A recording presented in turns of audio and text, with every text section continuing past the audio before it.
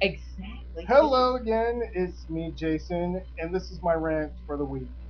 My rant is unfortunately a Shadowline comic by Image called Fade to Black.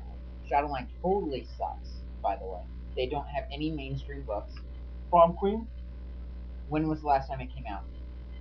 about 4 months ago. So basically, the only book they have that Shadowhawk, Ninja Cowboy Viking, Ninja Cowboy Viking, Cowboy Ninja after the Viking is actually what it's called, after and the it cave, is amazing. The others I've barely even heard of, and I've never Shuttertown. seen them in a That store. sucked too. The art sucked, but the stories You actually got have bad. random fans from God knows where yelling at you that it sucked. But please, let me rant. Go for it I now. am pretty easygoing when it comes to comic books. I can usually find good in almost every comic that I've read. But I can Fade, attest that 'cause he likes everything, yeah, and most of them suck. but Fade to Black. I read issue 1 and the artwork was hideous. Now lately there is a lot of hideous art. Heralds from Marvel, fuck you. No, this was like hideous. You couldn't make out who was who. Now the story idea was actually a good thing. I could see how the person sold the idea. He probably went over to Valentino and was like, hey, I got a story. The story's going to be about this film crew that gets stuck in the desert, and these cult of cannibal eating people are going to come and take them out. And Valentino's like, yeah, okay, that sounds pretty good. Then the book showed up. And my fucking lord, it was the worst fucking comic I have ever read. But no, I'm a true fan to Shadowland, so I decided I'm going to read issue 2. There is this part. Question. Why, after it's so bad, do you feel the need to stay loyal? Why not just give them this and No, say, go ahead and post it? They probably have a fucking website and say, write something there is. decent. Well, I was hoping maybe it would pick up because once as I told you before, the story idea is good. It is a good idea for a story. It's unique. It's original. But in issue 2, what just made me just hate the comic more than anything I've ever read. There's this little like sagebrush thing in the bush out there in the desert, and this girl's like, "Oh, I'm gonna hide behind the bush." She had to say she's hiding behind the bush. So these cannibal guys come walking by, don't see her.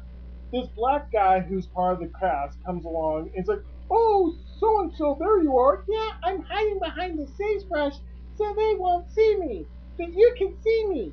What the fuck was that shit? Like, the writing was horrible, and whoever wrote it, please post on this thing and explain to the fans why you were such a fucking idiot and made such a fucking shitty comic. Like, there's issue 3 out. I will not touch it. I will not. I won't even download the motherfucker because it's so terrible.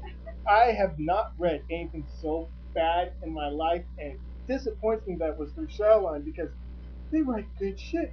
There's like I think maybe he's like somehow related to the person because it's like a favor, or maybe it's a chick with big tits. I don't know who wrote the book, but it was.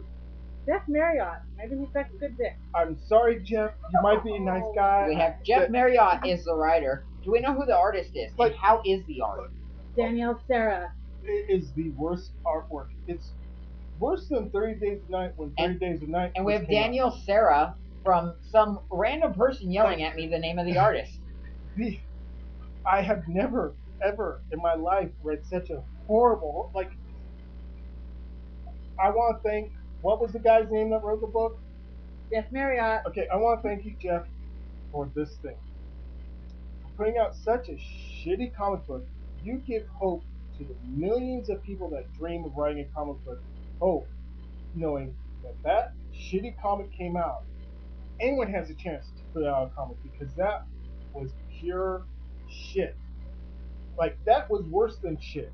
That was shit eaten up, vomited, and then shit again. It was horrible, horrible shit, and I feel it hurts my heart saying that Shadowline book is so horrible. I wish I could help you, Rant. I haven't read the book, but it You don't sounds want like to? I should shit on it, and I think I'm ready to give it a big fuck you. I want to get my dog to just shit on it, and but then again, I didn't buy it because it's not worth the money to buy it. Are you saying I should just give it a fuck you and tell everybody Like- not to get it? Like I'm surprised. Like computer didn't blow up from downloading it because it was such shitty, goddamn shit, horrible comic. So yes, I'm giving it the finger. The finger, Fuck which you, means Beta fuck Black. you. Fuck you. I'm giving it a double finger. Double. Fuck you. Fuck you, Beta Black. Worst comic I've ever read. Thank you. Good night. Don't stop yet. We can Oh. rant on something else. Let's just pick something. We still have some time here. Okay, pick something. We could go on Rise of Green Arrow or Fall of Green Arrow, Rise of Arsenal. Another book I haven't read, so I'll let you lead the way. All right. How I thought it was going to be was Green Arrow falls. You know, he got something bad. Arsenal rises up, overcomes, and becomes like the new great hero. No, like what they did to Arsenal. Okay, yeah, yes. Arsenal was a heroin addict at one time. Yes, Arsenal was a bad person at one time. Okay, but with how they portrayed him in issue 3 and 4, it's a fuck you. Fuck you, whoever wrote the Arsenal thing, and like turned him now into like it's all he got in trouble for killing Prometheus or whatever the fuck. Prometheus. Why doesn't Arsenal get in trouble for killing the executioner or electrocutioner or whatever? I'm gonna have to go on this one. On this, DC makes roles for villains at any given moment. You have unstoppable villains that just go with the Anti-Monitor. At one moment, he can wipe out the universe. In Blackest Night, he kind of seems a little bit in the foresight. It's almost, or whatever you want to call it. He's just not that big of a deal. And before, he's an unstoppable monster. You can't stop him. He can destroy anything. Takes every hero there is to put him down. Takes out the Flash and Supergirl. I believe so. Yeah.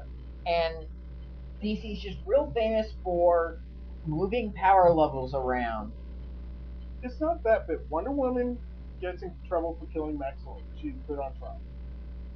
Green Arrow was put on trial for killing that one guy.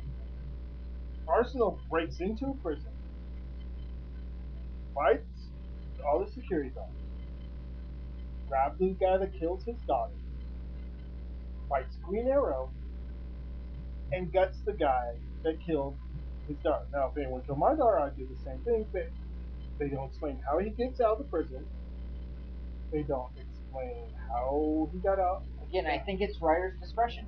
Do what you want with our heroes and villains. With Green Just Arrow don't had the touch whole Superman or Batman, and you're good to go. Green Arrow had Green Lantern chasing after him. I think Superman was chasing after him.